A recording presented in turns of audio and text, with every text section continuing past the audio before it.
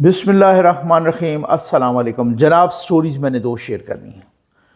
निगरान वज़ीर आज़म अनवारुल हक काकड़ को DGISI जनरल नदीम अंजुम की तोसी पर यानी एक्सटेंशन पर बयान क्यों देना पड़ा? बहुत अहम स्टोरी है, बहुत अहम तरीन स्टोरी है। इस पे बात करनी है। और साथ ही जस्टिस मज़ाहिर अली अकबर नकवी, उनका केस चल रहा है सुप्रीम जुडिशल काउंसिल में। उन्होंने सुप्रीम जुडिशल काउंसिल को एक ख़त लिखा है, उस पर भी बात करनी है। बहुत ही अहम स्टोरीज़ हैं दोनों। और सबसे पहले आप चैनल सब्सक्राइब कीजिए, जहां घंटी का निशान बना हुआ है उसे ज़रूर प्रेस कीजिए, ताकि हर नई आने वाली वीडियो आप तक पहुंचती रहे, आपको पूछना ना पड़े। और हमारे वाटर प्रोजेक्ट्स चल रहे हैं अल्हम्दुलिल्लाह, अल्लाह के करम और आपके तावन से बहुत ही कामयाबी से चल रहे हैं। आप प्यासी इंसानियत को पानी पिलाइए अपने मरहूमीन के इसाले सवाब के लिए, अपने वालिद के इसाले सवाब के लिए, अपनी वालदा के इसाले सवाब के लिए। अगर वो ज़िंदा हैं, अगर वो हयात हैं, अल्लाह ताला उनको लंबी उम्र दे, तो उनकी खैर व बरकत के लिए, अपने बच्चों के लिए, अपनी आक़िबत संवारने के लिए एक वाटर प्रोजेक्ट ज़रूर लगवाइए। आ जाए भाई, मैं जनरल नदीम अंजुम साहब की स्टोरी और मज़ाहिर अली अकबर नकवी के ख़त से पहले आपके साथ बहुत ज़बरदस्त किस्म की एक न्यूज़ शेयर करना चाहता हूँ। और वो न्यूज़ बड़ी दिलचस्प, और ऐसी न्यूज़ ना बड़ा मज़ा आता है, यकीन करें पढ़ के सुन के, कि जब ये ना मेहनती तबके को इस तरीके से इनाम मिलता है, और ये कुदरत का इनाम होता है, ये लॉटरी निकली है। यकीन करें, इंडियन टीवी NDTV, ठीक है ना, उन्होंने एक रिपोर्ट की है, और वो कराची के मछेरों से मुतल्लिक, और मछेरों का एक ग्रुप है हाजी बलोच के नाम से, उससे कि उनके हथे चढ़ी है गोल्डन फिश, ठीक है ना, सोवा, जिसको मकामी डायलेक्ट में, लोकल डायलेक्ट या मकामी ज़बान में सोवा बोलते हैं, और वो गोल्डन फिश चढ़ी है। ये बहुत ही एक यूँ समझ लीजिए कि बहुत ही कीमती फ़िश है। इसमें सबसे ज़्यादा ये दवाइयों में इस्तेमाल होती है, और इसके अंदर एक थ्रेड लाइक धागा नुमा एक चीज़ होती है जो कि सर्जरी में बड़ी काम आती है, और ये बहुत कीमती फ़िश होती है। और ये इब्राहिम हैदरी ये के मकाम पर जो मछेरों के हथे चढ़ी है, मछेरों का वो ग्रुप है, तकरीबन को ये उसको हेड कर रहे थे वही हैं हाजी बलोच साहब, और बाकी उनके कारिंदे वगैरह, बाकी उनके साथ काम करने वाले उनके अपने ग्रुप के लोग। और पूरा गौल चढ़ा है उनके हथे, पूरा गौल, ठीक है ना, गोल्डन फिश का। ये उन्होंने नीलामी की है कल, और ये 7 करोड़ रुपए की बिकी है। यानी यूं समझ लीजिए कि रातों रात वो करोड़पति बन गए हैं। और ये बड़ी खुशी की बात है, और बहुत अच्छी बात है, बहुत ही ज़बरदस्त, जब मेहनत कश तबके को इस तरीके से एक खुशखबरी मिलती है कुदरत की तरफ से। वो तो बेचारे मछलियाँ बेचते हैं, अपना गुज़र बसर करते हैं, और हैंड टू माउथ होते हैं, वही शुक्र करते हैं उसी पर। जब उन्होंने कहा, हमने देखा हमारी तरफ एक पूरा गौल आ रहा है गोल्डन फिश का, ये सोआ मछलियों का, तो हमने कहा जी हमारी लॉटरी निकल आई। और उन्होंने पकड़ा और फिर उस पूरे गौल को बेचा। आप ये अंदाज़ा कीजिए, 70 मिलियन यानी 7 करोड़ रुपए का बिका है। उन्होंने कहा जी मैं इनके साथ भी बांट के खाऊंगा। बड़ी अच्छी बात है। मैंने कहा ये भी बहुत ज़बरदस्त बात है, आपको बताता चलूँ। आगे जनाब अनवारुल हक काकड़ साहब आजकल हैं, वो हंगामी इजलास हो रहा है OIC का सऊदी अरब में। तो अनवारुल हक काकड़ साहब भी सऊदी अरब पहुँचे हैं कल से, और सुना है कि इस इजलास में ईरान के प्रेसिडेंट भी आ रहे हैं। बहुत बड़ी डेवलपमेंट है। रईसी साहब वो भी आ रहे हैं, और ये यानी कि ईरान के प्रेसिडेंट का खुद बनफ़्से नफीस इतनी टेंशन के बाद जो सऊदी अरब के साथ थी, जो इस तरीके से करीब आना, ये पूरे खित्ते के लिए बहुत ही अच्छा शगुन है। तो ईरान के प्रेसिडेंट भी आ रहे हैं, और उसी OIC के हंगामी इजलास में अनवारुल हक काकड़ साहब वहाँ पे, और उन्होंने अरब न्यूज़ को एक बयान दिया है, एक इंटरव्यू दिया है अरब न्यूज़ को। उसमें बहुत सारी अहम बातें हैं, मैं अगली वीडियोस में वो भी आपके साथ शेयर करूंगा। लेकिन उन्होंने एक बड़ी अहम बात, उनसे क्वेश्चन किया गया कि जी वो توسیع کے سے متعلق کہ یہ DGISI کی توسیع، اس سے پہلے جنرل باجوہ کی توسیع کی بات کی گئی وغیرہ وغیرہ، اور انہوں نے کہا کہ میزبان نے کہا، خاتون اینکر نے، انہوں نے کہا کہ جی DGISI کو توسیع دی گئی ہے، سنا ہے، اور یہ کیوں ایسا ہوا ہے۔ انوار الحق کاکڑ صاحب نے اس توسیع کو پورا پروٹیکشن دی ہے، پورا تحفظ دیا ہے۔ انوار الحق کاکڑ صاحب نگران وزیر اعظم، انہوں نے کہا کہ جی یہ توسیع ہم نے پالیسیز کی کنٹینیوٹی کے لیے دی، کیونکہ ہمیں پالیسیز میں کنٹینیوٹی چاہیے تھی۔ اب وہ کہتے ہیں کہ جیسے ڈیموکریسی ہوتی ہے کسی چیز کی کنٹینیوٹی کے لیے، اسی طرح سے پالیسیز کی کنٹینیوٹی کے لیے یہ توسیع دی ہے۔ ظاہر ہے وہ پھر پالیسیز کی کنٹینیوٹی، وہ افغان جو ان کو ریفیوجیز کو واپس بھیجا جا رہا ہے اس میں بھی، جو ابھی دہشت گردی کی نئی لہر ہے اس میں بھی، جو بہت سارے خارجہ کے معاملات ہیں اس میں بھی، جو اندرونی معاملات ہیں اس میں بھی، اچھا یہ انہوں نے پورا دفاع کیا ہے کہ یہ توسیع کو نئی بات نہیں ہے۔ ظاہر ہے اس سے پہلے جنرل اختر عبد الرحمن کو بھی DGISI کے طور پر توسیع دی گئی، جنرل شجاع پاشا کو بھی توسیع دی گئی، ٹھیک ہے نا۔ تو اس طریقے سے ان کو بھی ابھی ہم نے کچھ عرصہ پہلے سنا تھا کہ جی ان کو توسیع دی گئی، میں نے آپ کو بتایا تھا۔ پھر اس کے بعد سلیم صافی کا چند روز کے بعد ایک ٹویٹ بھی آیا تھا کہ خوشی منانے والے خوش ہو جائیں اور ماتم کرنے والے ماتم کر لیں۔ DGISI یعنی انہوں نے نام تو نہیں لکھا، انہوں نے کہا کہ ان کو توسیع دے دی گئی ہے، ٹھیک ہو گیا۔ اچھا اب اس کے بعد ہر کسی نے کہا کہ جی بالکل توسیع دے دی گئی۔ کچھ ٹویٹس آئے تھے کچھ خواتین اینکرز کی جانب سے، اور انہوں نے کہا کسی اور کا نام لکھ دیا، وہ اس پہ میں نے ویڈیو بھی کی تھی کہ ان کو DGISI لگایا جا رہا ہے، ٹھیک ہے نا۔ تو پھر اس کے بعد ان خبروں کی تردید آ گئی تھی، لیکن وہ ذمہ دار اینکرز ہیں، انہوں نے کیوں ایسا کیا تھا، یہ میں نے اس وقت بھی ایک سوال اٹھایا تھا، ٹھیک۔ اچھا بہرحال اب اس کے بعد یہ تحفظ انہوں نے، اس کے بعد نہ تو آرمی کی طرف سے ISPR کی طرف سے کوئی سٹیٹمنٹ آیا، اور نہ ہی حکومت کی طرف سے کوئی سٹیٹمنٹ آیا، وزیر اعظم کی طرف سے یا وزیر اعظم ہاؤس یا وزارت داخلہ یا کسی کی طرف سے بھی کوئی سٹیٹمنٹ نہیں آیا۔ ہر کوئی یہی کہہ رہا تھا کہ یہ ان کو توسیع تو دی، اب اس مہینے کے اس میں وہ ریٹائر ہو رہے تھے تو اب یہ بیان آیا۔ لیکن سب سے میرے لیے $1 ملین سوال یہ ہے کہ یہ بیان اب کیوں آیا؟ بیان اتنا جلدی آیا، یعنی جلدی سے مراد یہ ہے کہ ابھی تو وہ وہاں تھے اور وہاں پر، اور اس طریقے سے ٹھیک ہے سوال ہوا، سوال کے جواب میں، لیکن سوال ہوتے بھی بڑے ایک ٹیکنیکل طریقے سے ہیں، یا سوال کیے جاتے ہیں، یا بعض اوقات سوال مبینہ طور پر کرائے جاتے ہیں وغیرہ وغیرہ۔ تو اب وہ باہر گئے ہوئے ہیں OIC کے اجلاس اٹینڈ کرنے کے لیے، وہیں پر یہ بیان آ گیا۔ یہ کیا چکر کیا ہے؟ کچھ باتیں اس طرح سے چل رہی تھیں کہ جی ابھی تک کچھ لوگ کہہ رہے ہیں کہ آرمی کی طرف سے تو ریئیکشن نہیں آیا، کوئی بیان نہیں آیا، لیکن یوں سمجھ لیجئے کہ یہ آرمی کی طرف سے ہی آ گیا ہے، یا ISPR کی طرف سے ہی یوں سمجھ لیجئے کہ یہ بیان آ گیا۔ اس سے پہلے ایسے ہوتا نہیں، مطلب اس طرح سے نہیں ہے کہ جی وہ وزیر اعظم نے پراپر کوئی طریقے سے اس کی توسیع کا اناؤنس کر کے یا ڈیفینڈ کیا ہو۔ یہ بہت ہی ایسا ایک غیر معمولی سا واقعہ ہے۔ اچھا کیا میں نے تھم نیل پہ بھی لگایا کہ کیا ہوا، کہ کیا صورتحال، اور یہ کیوں ایسا کرنا پڑا، ان کو بیان کیوں دینا پڑا؟ بات یہ ہے کہ کچھ بہت ہی باوثوق ذرائع بتا رہے تھے کہ جی کوئی اس طریقے سے غالباً، چلے میں نام لے لیتا ہوں، میاں نواز شریف صاحب، وہ چاہ رہے تھے کہ ان کو توسیع ملے، ٹھیک۔ اور کچھ لوگوں نے مجھے یہ بھی بتایا کہ میاں صاحب تو ان کی 3 سال کی توسیع چاہ رہے تھے، ٹھیک ہے نا، 3 سال کی۔ اچھا اور ابھی یہ تو نہیں پتا کہ انہوں نے یہ نہیں بتایا کہ کتنی توسیع دی گئی ہے، لیکن پھر بھی عام طور پہ تاثر یہ ہے کہ جی 1 سال کی توسیع ان کو دی گئی، ٹھیک۔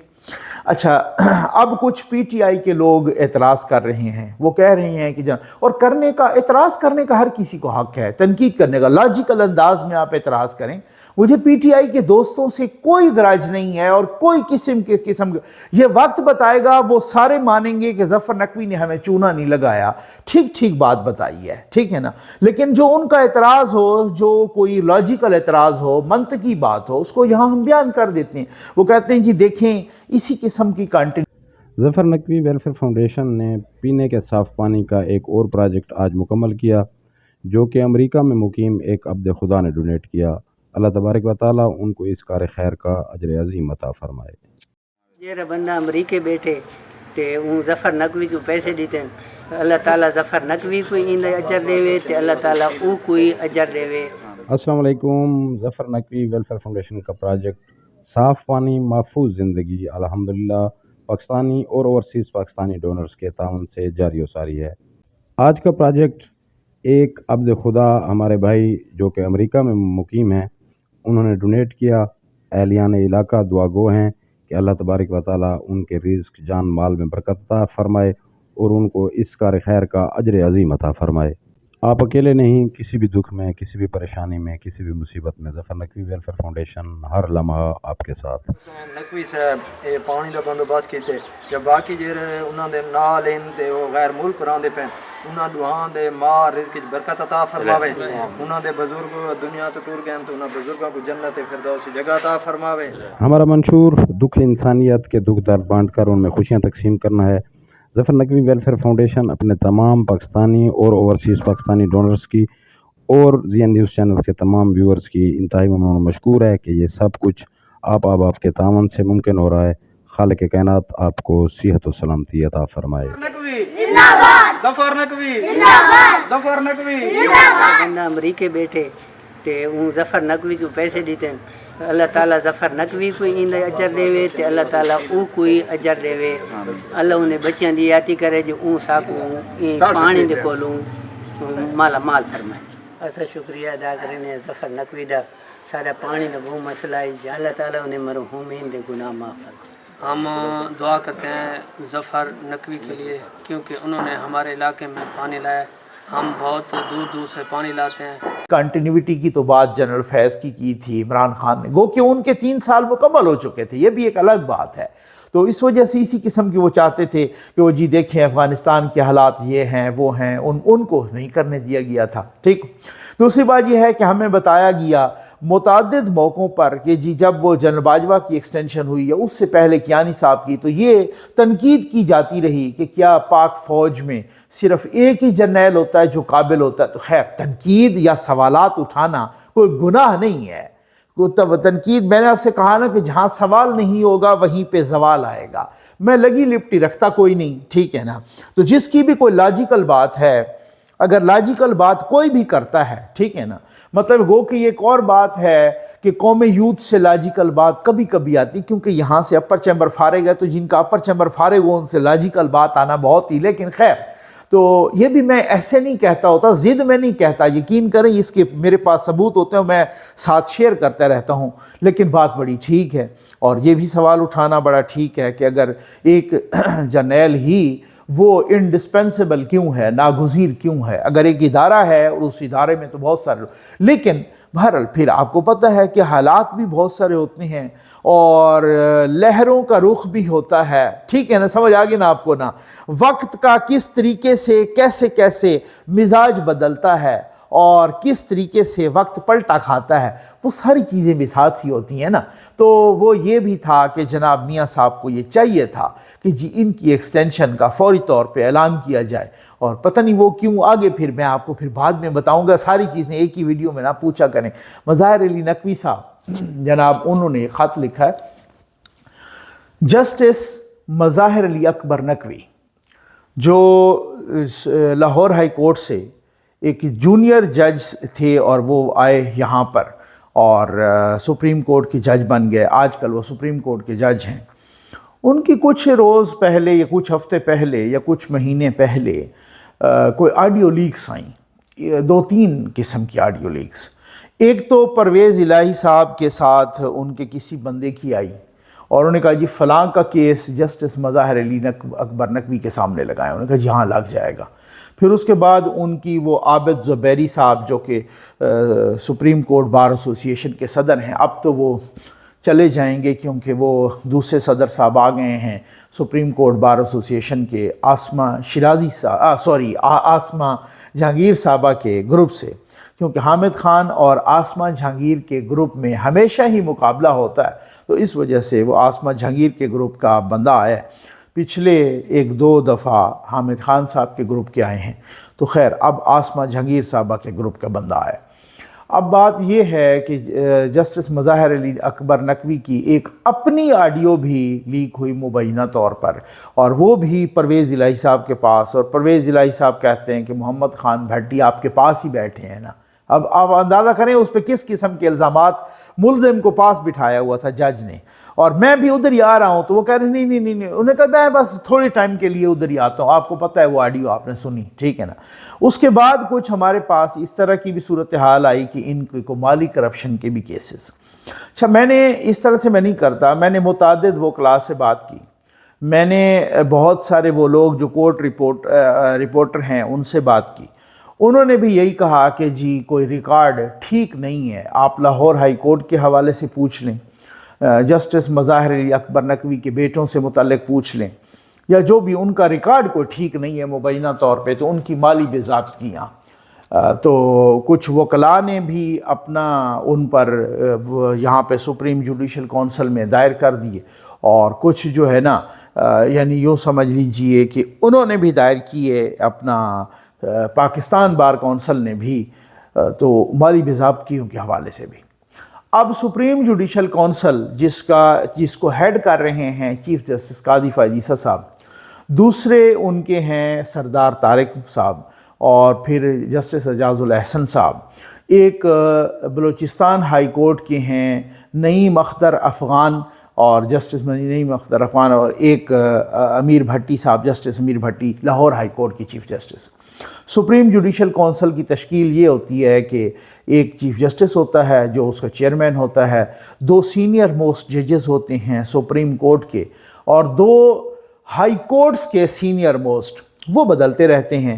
اب ہائی کورٹس کے سینئر موسٹ پشاور والا جونیئر ہے، سندھ والا بھی جونیئر ہے. کبھی ایسا ہوتا ہے کہ سندھ والا سب سے سینئر ہو جاتا ہے تو پھر سندھ والا بن جاتا ہے.